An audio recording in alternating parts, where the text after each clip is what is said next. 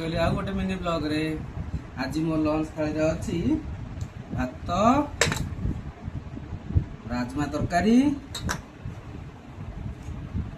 एटा होची उल्लू भर्ता, एटा छचिंद्रा आ आलूर भजा, एटा हला भेंडी दला।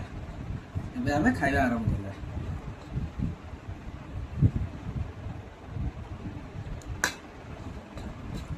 आपण माने आज कौन सब लंच रे खाइचंदी निश्चित मते कमेंट रे जणैबे।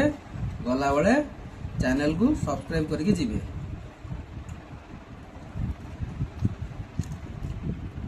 जदि आपण माने इंस्टाग्राम रे अछंदी ताने फॉलो भी करिवे आ कमेंट आ लाइक भी देबे।